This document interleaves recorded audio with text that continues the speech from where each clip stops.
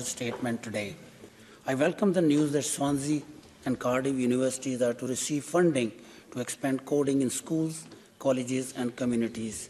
This will help these universities to be part of the UK Institute of Coding created by Conservative government, which is a partnership deal with leading tech firms, universities and industries bodies in an effort to bolster future digital skill in this country. I'm sure the Cabinet Secretary will join me in praising this UK government initiative. Coding is a skill that every organization needs. Today, code is so fully integrated, not only across businesses, but also our entire lives, that almost all businesses have code at their core. So may I ask, how will she ensure that government planning to provide Wales with specialized digital skill will keep pace with the scale of challenges that lies ahead?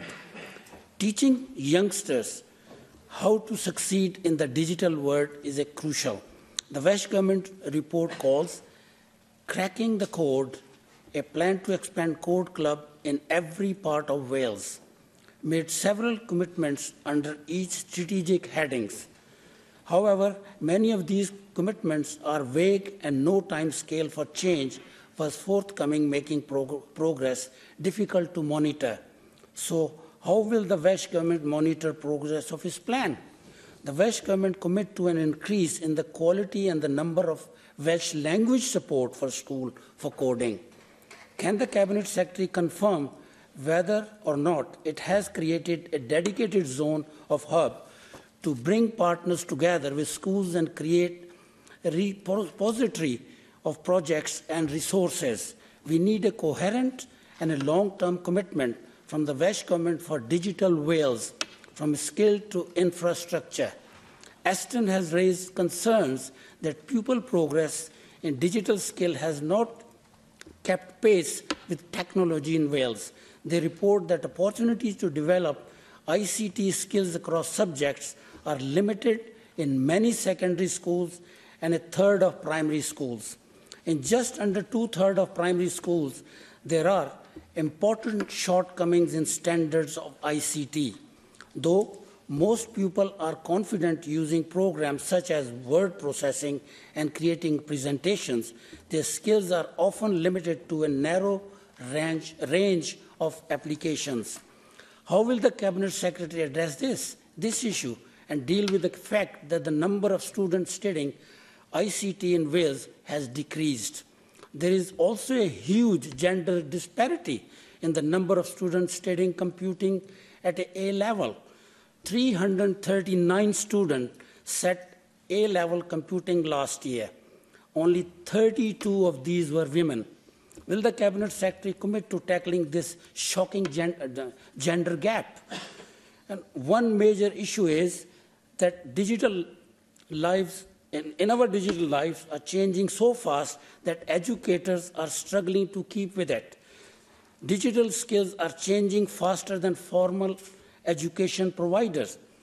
The industry is developing at such a rate that by the time a curriculum is crafted and approved by the various bodies and students finally graduate, you can be talking almost a decade from start to finish. How will the Welsh Government ensure that our educators keep up with the pace of change? Cabinet Secretary, a person's level of digital ability is fast becoming a key determinant of their earning power. Yet Wales is a patchwork of a digital skill. The Barclay Digital Development Index 2017, which analyzed 88,000 UK jobs, adverts and 6,000 adults, claim that Welsh employees score amongst the lowest of all UK regions for their digital skill. I hope we will receive regular statements from you on progress to putting Wales at the top of the league of digital skill in the United Kingdom. Thank you. Could I thank the member for his questions? Firstly, I think it is really important that Wales plays its part in the development UK-wide organisations, we should not cut ourselves off from participating in these initiatives. And I'm delighted that we have been able to successfully fund via HEFCU projects from Cardiff and Swansea universities. It builds on their strong tradition, strong presence in these subjects, and will allow them to participate fully in the development of the Institute for Coding. So I'm delighted that we've been able to work via HEFCU to provide those resources. The member asked about the expansion of code clubs.